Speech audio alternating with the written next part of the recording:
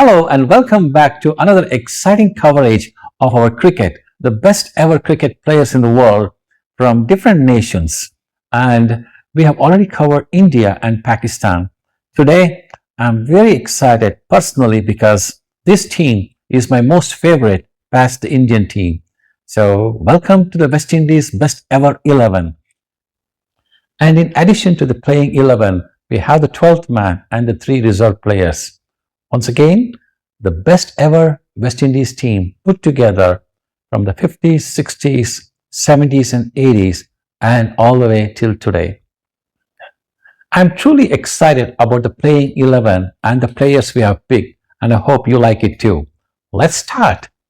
Gordon Greenidge, Chris Gale, Gary Sobers, Brian Lara, Vivian Richards, Everton Weeks, Jeff Dujon, Malcolm Marshall, Curtly Ambrose, Andy Roberts, and Michael Holding. This would be my playing 11. Once again, to recap, it's Gordon Greenidge, Chris Gale, Gary Sobers, Brian Lara, Vivian Richards, Everton Weeks, Jeff Dujon, Malcolm Marshall, Curtly Ambrose, Andy Roberts, and Michael Holding.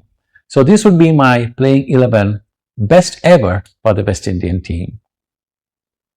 Our 12th man for the West Indian team is the stylish left-hander Alvin Kallicharran, and the three reserve players we have chosen are Desmond Haynes, who opened with Gordon Greenidge for almost 2 decades, Sunil Narine, who is the versatile spinner, and even today, most of the batsmen in the world are scared to play against him in certain ways because they're overcautious and he's an extremely smart bowler. And of course, Lawrence Rowe, the player and the batsman whose technique was simply amazing. He has scored a triple century and his cricketing life was cut short by some vision issues he had. Otherwise, he would have been as good and as great as some of the other best batsmen that West Indies has ever produced. So there you go. The 12th man and the reserves are Alvin Kallicharran, Desmond Haynes, Sunil Narine, and Lawrence Rowe. Now we are back to the playing 11. Let's go in detail about each one of these players. We started with Gordon Greenidge. Gordon Greenidge is one of the greatest opening batsmen ever to play cricket, and he sure was for the West Indian team. And this young man, when he debuted against India in Bangalore actually, he scored 90 and odd runs in his very first innings he played. And he was so disappointed that he got out. And his technique was so good as an opener. He came back in the second innings and scored a century. So he did score a century on debut and went on to play 2 decades for West Indies at one of the highest levels, and he is one of the most feared opening batsmen. So Gordon Greenidge is there at number 1, playing an opening for the West Indian team. And Greenidge's opening partner that we chose is Chris Gale. Everyone knows him as one of the most dashing batsmen in one-day cricket and even in T20. But I want to let you know that Chris Gale was an incredibly good test opening bat too. And he has actually shown a lot of calm and patience when he played test cricket. He has proved it with 2 triple centuries to his credit against South Africa and Sri Lanka. So Chris Gale is my choice for the opening batsman, batting with Gordon Greenidge, and also because Chris Gale can bowl spinners too. There you go. The openers are once again Gordon Greenidge and Chris Gale. And batting at number 3, it's my honor to introduce Gary Sobers. Of course, everyone knows him. He is widely regarded as one of the greatest cricketers ever to play cricket, and he was the best all-rounder cricket has ever seen. Gary Sobers comes as a total package. He has taken over 200 wickets with his bowling, as well as he has scored so many runs, including a triple century, 365. In fact, that stood for 2 decades as the highest ever test score. Gary Sobers is not only number 3 batsman for me for West Indies, he is also my captain for the West Indian team. Once again, it's such a great honor to speak about him. I could do it for hours as far as Gary Sobers is concerned. So, Mr. Sobers, you are at number 3 and captain of the best ever West Indian cricket team. Batting at number 4 is another West Indian legend. He is regarded as good as Sachin Tendulkar, and in fact, if you were to ask 100 cricketers of present day teams, I'm sure 50 would choose Sachin Tendulkar and the other 50 would choose this gentleman, Brian Lara. He is our number 4 batsman, and Brian Lara was a prolific scorer in Test cricket. He, in fact, scored 370 plus runs to become the Test's highest scorer. And then, of course, somebody did overtake him, and then he came back to score 400 in one innings as the Test's highest ever score.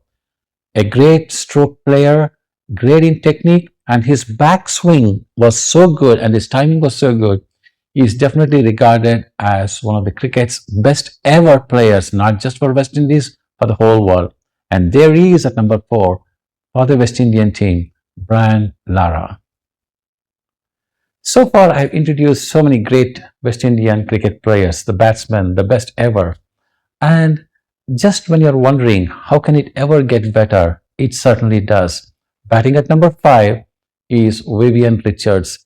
This young man in 70s and 80s, there was nobody better than him, nobody who could play all around the wicket, all around the ground, hit strokes at his will, brought fear into bowlers of every other team that he played against. Vivian Richards was personification of dominance. He dominated cricket batting for West Indies, and all his rivals feared him the most, and they tried every trick in the book to get him out, and he played them with ease. And not to forget, Richards played in an era alongside Sunil Gavaskar and others without helmets. They never played with helmets, and yet they were such dominating figures in Test cricket. And Vivian Richards is at number 5. Another legend to join this dominating force of West Indian players at number 6 is Everton Weekes. It's very difficult to describe Everton Weekes, or it's very easy, whichever way you want to take it. Difficult, I say, because I cannot even think of too many players in this world who was better than him technically, and yet it's very easy because he makes it to the team without a second thought. Everton Weekes holds a world record of scoring 5 Test centuries in 5 consecutive innings. Such was his dominance, and that included India, actually, he played against at that time. So Everton Weekes makes it at number 6 for me for West Indies, a dominating force along with all the names I have mentioned before. Batting at number 7 is wicket-keeper batsman Jeff Dujan. He was extremely elegant behind the stumps, not an easy job considering the pace bowling attack of the West Indian teams. He was also very good technically with the bat, provided a lot of back-end resistance in case the previous players failed. He has some centuries to his credit too. He is one of the greatest wicket-keeper batsmen in cricket history, and Jeff Dujan at number 7 is my West Indian all-time superstar. Batting at number 8 and a legendary cricket bowler ever, Malcolm Marshall. The cricket pundits say, arguably, that he is the best bowler ever to play cricket. And I think I agree with it. His dominance in bowling was incredible. Marshall was able to generate so much of pace in his amazing bowling action and run up to the wicket. It was a diagonal run up to the wicket, and he bowled with such precision. He had so many variations. He fooled the batsman, he dominated them with his pace, and he could raise a good length ball all the way high. And that was an incredible feat considering he was the shortest of all the West Indian pace bowlers at that time. Malcolm Marshall, one of the world's best bowlers ever, at number 8 for the best West Indian team ever. Batting at number 9 is another legendary West Indian pace bowler, Curtly Ambrose. He destroyed teams with his amazing bowling. He bowled against the very best of teams of England, Australia, India, and literally shattered through the batting lineup with ease. His accuracy and bounce was unmatched. So once again, at number 9 is the West Indian tall pace bowler, Curtly Ambrose. At number 10 is another legendary West Indian pace bowler, Andy Roberts. One can say he started it all. All these pace bowlers came right past him, bowling at the very highest levels. Andy Roberts was deceptive in his pace, bounce, and accuracy. He was definitely one of the greatest pace bowlers ever to bowl, and he makes it to our West Indian team at number 10.